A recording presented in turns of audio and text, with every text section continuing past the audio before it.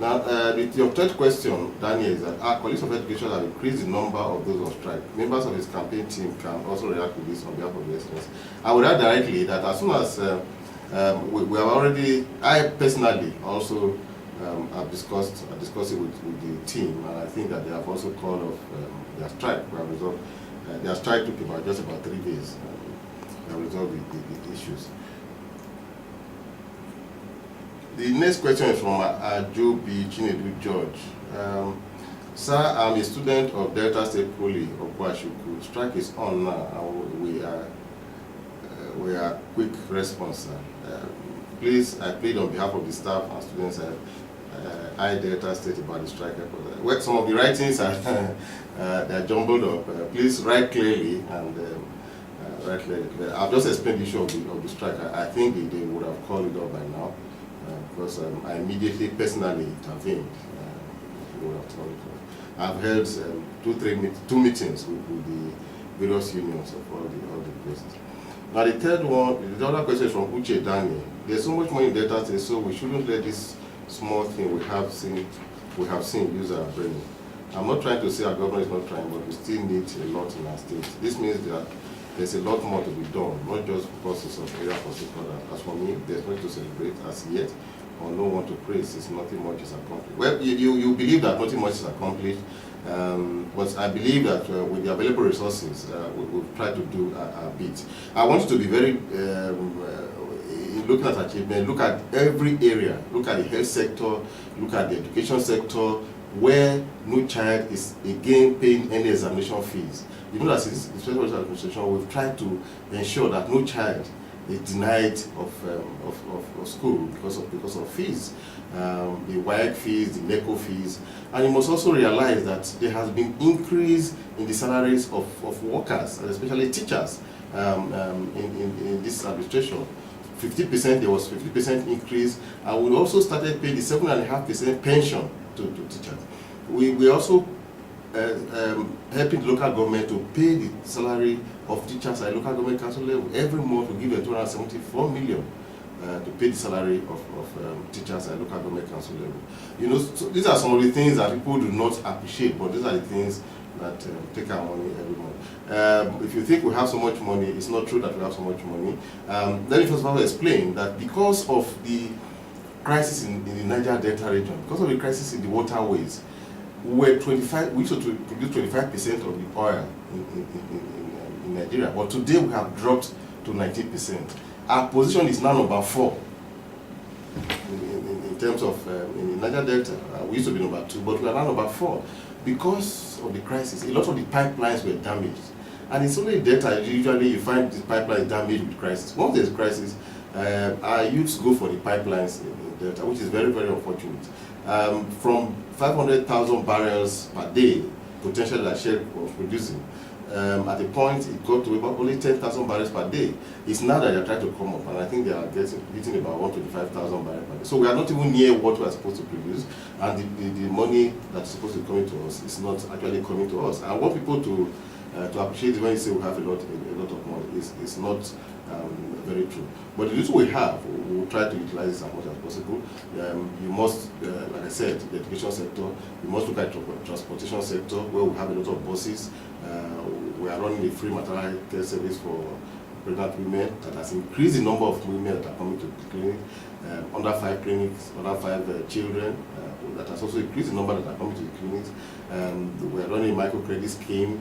We are running the agricultural program for youths, where we have trained youths in every local government, at least 18 youths in the first set. We have trained another set. Our setting up farms for them. You must look at all these programs in a comprehensive manner, in addition to the other things we are doing in the road, airport, and all that. The other question is from Adetoye Samson. He says, don't try, but why supply road is supply and roads do worry in back and shit like that. Try to do something for the people. Roads is a big problem in Delta State. You know that we have so many roads, so many.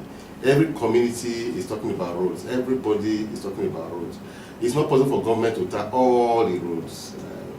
We'll try and tar as much as possible. I can say that So far, in this administration, we've started over 400 kilometers of roads across the state. I don't have the exact figure, but we will do the Udu road, for instance, that we're trying to dualize. The problem we're having with Udu road is that the compensations are quite high.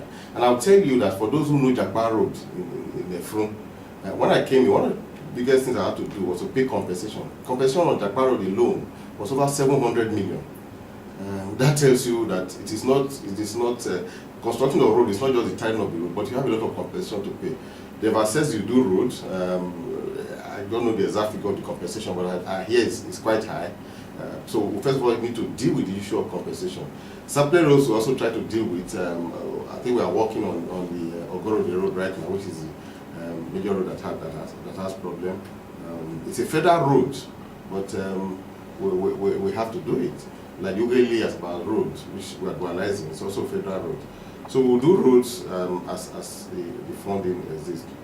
Then we have a question for Precious Oteme.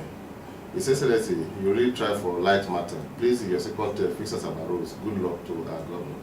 Thank you very much, Precious. I agree with you that we'll try and, in fact, as soon as the rains are over, we'll start working on some of these roads in our urban areas. Then we have a question from Chukudi Vincent Akao Lisa. Let Governor Uduaghan give me the details of my international airport soonest, because this will make me to be a Delta. Though I am a Nambra, but I depend on Delta for my movement in and out of the state, of my states. Well, thank you, Chukudi. Like I said, the airport we just started constructing less than 3 years ago.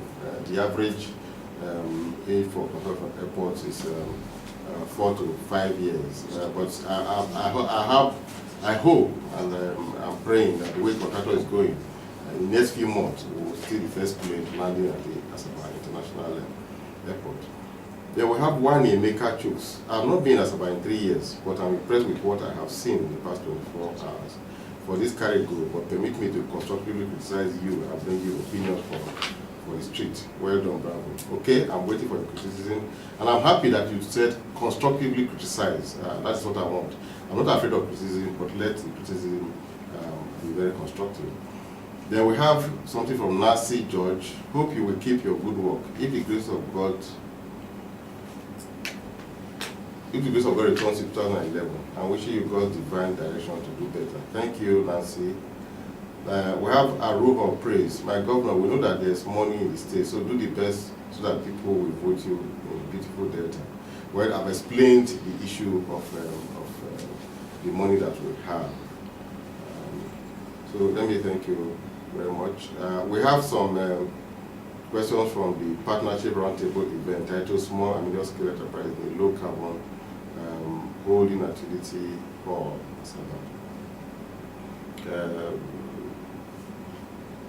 well, I'll answer those questions later, but let me stop here meanwhile and thank all those that have tuned into this program and have listened to this program. Like I said, from time to time, I'll be on air to answer your questions directly. Thank you very much.